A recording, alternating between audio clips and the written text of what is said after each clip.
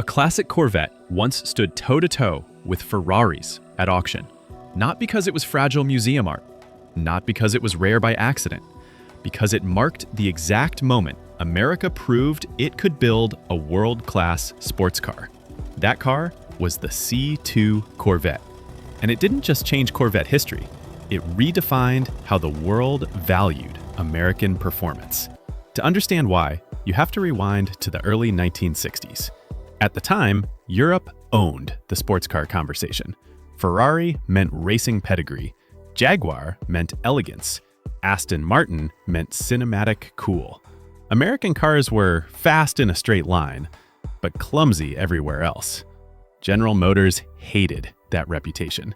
Inside Chevrolet, Zora Arkus Duntov, the engineer who became known as the father of the Corvette, pushed relentlessly for a car that could compete on handling, not just horsepower. He didn't want a boulevard cruiser, he wanted credibility. What arrived in 1963 looked like it had skipped a decade of evolution.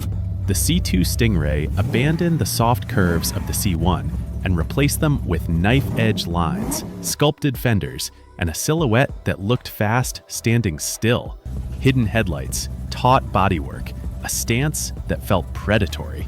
It wasn't styling for comfort, it was styling for intent. But the real revolution lived underneath. For the first time, a Corvette received an independent rear suspension. That single engineering decision transformed the car. Where the C1 could feel crude at the limit, the C2 felt planted, balanced, and shockingly precise. It didn't just go fast, it cornered with purpose. This wasn't an American muscle car pretending to be a sports car. This was a sports car, full stop. Under the hood sat Chevrolet's small block V8, and buyers could choose anything from respectable to outrageous. Base cars hovered around 250 horsepower. Higher trims climbed past 300.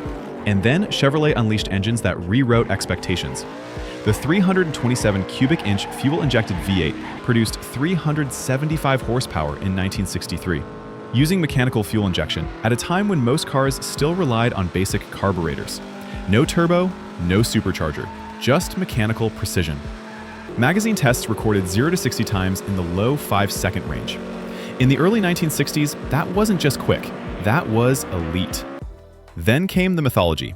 The 1963 split-window coupe lasted 1 year. The divided rear glass created one of the most dramatic silhouettes ever stamped in steel. It hurt rear visibility. Engineers hated it. Collectors adore it. 1 year of production turned it into instant legend. And Chevrolet wasn't done escalating.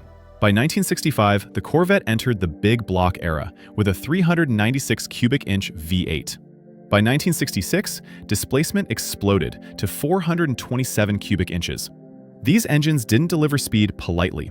They delivered torque like a natural disaster. The driving experience wasn't subtle. It was physical. Then came the apex predator of the C2 generation, the 1967 L88. Officially rated at 430 horsepower, the number was fiction. Real output is widely believed to exceed 500 horsepower.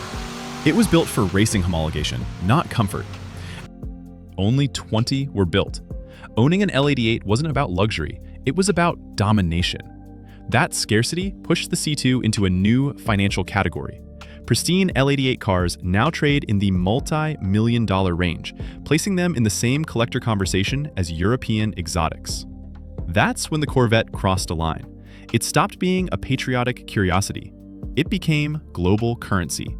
But the C2's value isn't just tied to halo monsters. It represents the first Corvette generation where design, engineering, and performance aligned around a single goal. C2 Corvettes built a reputation in SCCA racing and privateer competition. They weren't pretending to be track machines. Owners proved they could run hard. That racing presence fed the mythology, and mythology feeds value. Culturally, the Stingray arrived at the perfect moment. The 1960s were exploding with optimism and rebellion, space-age aesthetics, horsepower wars, youth redefining cool. The Corvette became a symbol of American ambition. Sharp, loud, unapologetic. It appeared in magazines, films, posters, and dreams. Collectors don't just buy metal, they buy emotion, and the C2 delivers emotion in excess. Mechanically, it occupies a rare sweet spot. It's analog and raw, no electronic filters, no driver aids, yet advanced enough to drive confidently. Independent suspension, strong brakes, rigid structure. Compared to many classics of the era, a sorted C2 feels alive rather than fragile. You can show it, race it, drive it hard, and it rewards all three.